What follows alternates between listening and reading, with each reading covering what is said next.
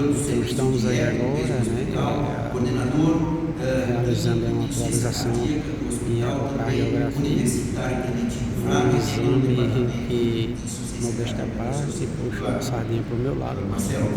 Grande relevância clínica. A gente vai estar agora vendo aí a importância da ecocardiografia, uma atualização da ecocardiografia, tudo que envolve a ecocardiografia esse benefício da saúde do paciente, né?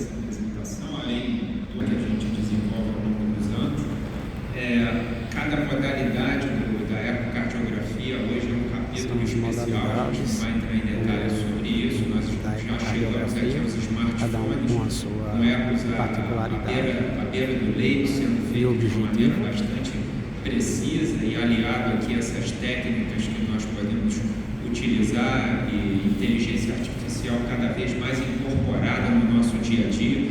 Isso aí vai ser introduzido algoritmos à medida que a tecnologia avança, que a gente vai fazer, vai ser difícil você esquecer de fazer uma determinada ferramenta, porque os aparelhos vão te direcionar para isso, para que a gente faça os diagnósticos adequados.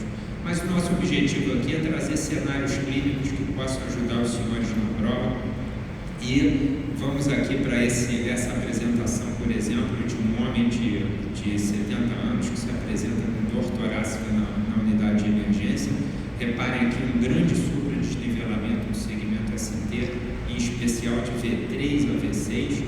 Então, esse paciente entra numa rotina de dor torácica, onde é submetida a eletrocardiograma e curva enzimática, faz um ecocardiograma. Reparem aqui uma grande disfunção ventricular, uma cinesia de toda a ponta e um aspecto que a gente chama de balão, um hiperdinamismo da região basal e aspecto em balão no ápice. Isso fala bastante a favor de Takotsubo. Por que eu botei esse exemplo aqui? Porque esse caso aqui, até prove o contrário, esse paciente tem um infarto agudo do miocárdio. Então, o diagnóstico de Takotsubo é um diagnóstico de exclusão.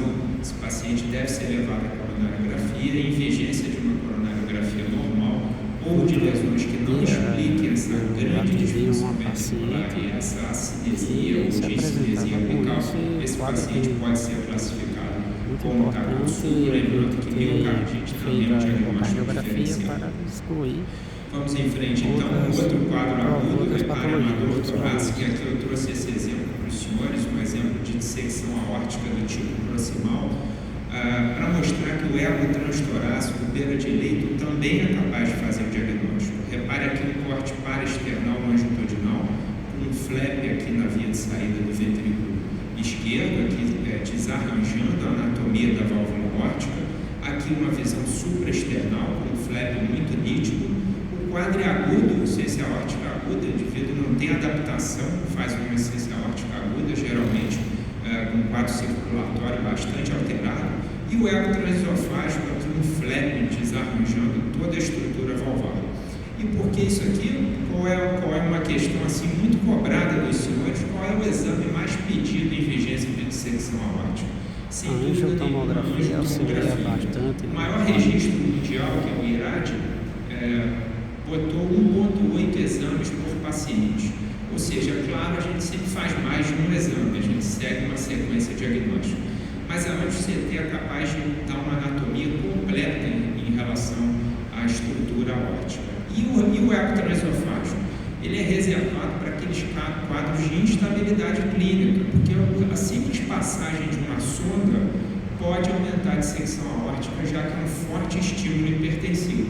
Então, depois você vai complementar as suas informações através do intraoperatório. Muito bem. Aqui um quadro também que a gente cada vez vê menos, porque esse indivíduo não vai para...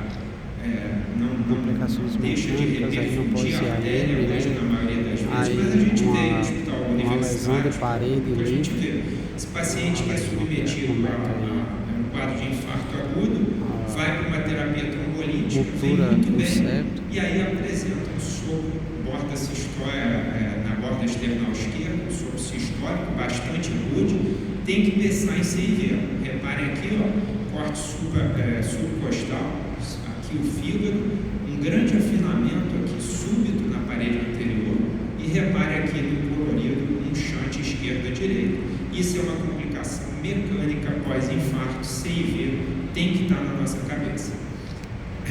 Seguindo aqui, eu queria discutir com os senhores esse modelo aqui, que é o modelo da hipertensão pulmonar. A gente vê hoje uma investigação, às vezes abrir um leque de investigação muito amplo, e a gente sabe que a maior causa de hipertensão pulmonar é o grupo 2, o modelo disfunção ventricular. E severo, repare que o ventrículo dilatado, gravemente hipocinético, disfunção importante, e aqui o modelo ICFEP, todos já pressão sistólica de artéria pulmonar muito elevada. E no outro lado a gente tem o modelo grupo 1, que o problema está na vasculatura pulmonar.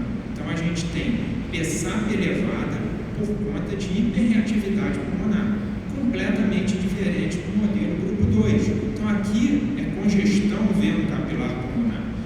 Aqui o problema é pré-capilar, tá? Então pensar nesses modelos para que a gente não desencadeie investigações desnecessárias. Principal causa de HP: grupo 2 disparado, valvulopatia, disfunção sistólica, ICFEP.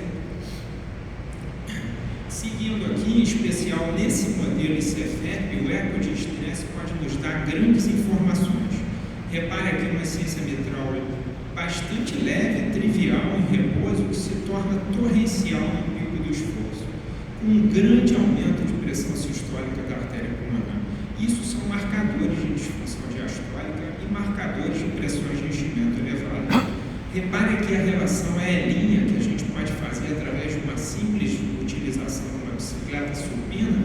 A gente bota o indivíduo para pedalar, você tem um grande aumento na onda aérea e a onda aérea não se altera. Então, quando eu passo por uma relação aérea de 12 para 24 no pico do esforço, eu documento que esse paciente tem uma pressão capilar pulmonar, ou pressões de enchimento, ou pressão média do lado esquerdo elevadas, muitas vezes só documentadas em vigência de esforço.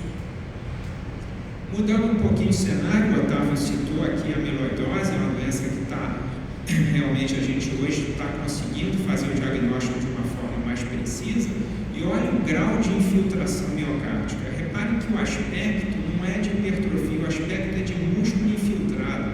E além do músculo infiltrado, a gente tem válvulas infiltradas. Olha aqui o subcostal, que mostra inclusive a infiltração do ventrículo direito, infiltração do septo interatrial. E quando a gente faz o strain, que a gente pega 3 cortes simultâneos, repare que a gente tem aqui o famoso aspecto em Causperry ou cereja do bolo, porque não se sabe exatamente por que a amiloidose poupa o ápice, mas é esse o aspecto que é muito sugestivo de doença restritiva do tipo amiloidose. Então, tem aquelas pistas diagnósticas.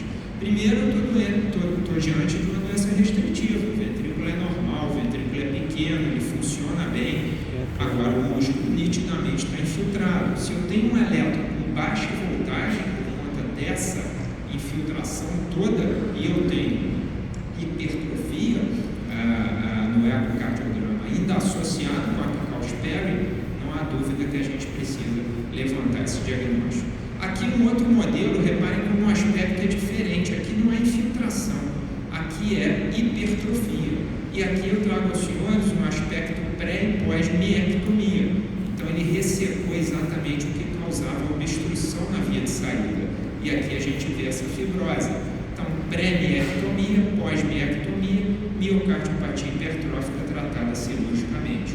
Do outro lado, uma alcoolização septal, que a gente vai lá na artéria septal, bota o contraste, vê que região que a gente quer infartar e alcooliza essa região. E aí você alivia a via de saída do ventrículo esquerdo. E é para todo mundo? Claro que não, gente. Tratamento intervencionista na miocardiopatia hipertrófica são para aqueles casos refratários ao tratamento clínico em que nós temos essas duas modalidades de imagem. Por último, esse caso aqui que eu trago para os senhores, 58 anos, uma mulher com quadro de adinamia, queda do estado geral, uma febre intermitente e um sopro sistólico 3 cruzes 6 localizado no foco mitral. O ecocardiograma mostra essa lesão aqui algodonosa muito grande no folheto anterior da válvula mitral. Se a gente olhar com detalhes, a gente vê que temos também vegetações aqui no folheto posterior, uma grave regurgitação mitral e o tamanho aqui da vegetação, nessa imagem parada aqui, exatamente para a gente medir, essa maior vegetação tem mais de 2 centímetros. Essa paciente aqui, ela evolui com um quadro neurológico, apesar de tratamento antibiótico. Então, lembrar das indicações cirúrgicas, questões frequentes aí para a prova de especialista. Quando que nós temos que intervir? Endocardite em vigência de insuficiência cardíaca, endocardite em vigência de embolia, bacteremias persistentes, pensar nesses quadros. Agradeço aqui a atenção dos senhores, desejo uma boa prova a todos e lembrando aqui, ó, a sociedade fazendo 80 anos, é com muito orgulho que a gente usa esse broche aqui como um título de especialista em cardiologia, que eu espero que esteja na mão dos senhores em breve. Muito obrigado. Doutor Marcelo, É isso, né? Ciência e desde Itacoaçu até a Missose, ou doença da bola. Agora nós vamos passar em seguida para finalizar estas apresentações. Nós vamos chamar então a doutora Simone Cristina Brandão, que vai nos abordar medicina nuclear aplicada na prática da cardiologia, doutorado em cardiologia pela USP, médica nuclear, várias especializações, professora associada em coordenadora de medicina nuclear da Universidade Federal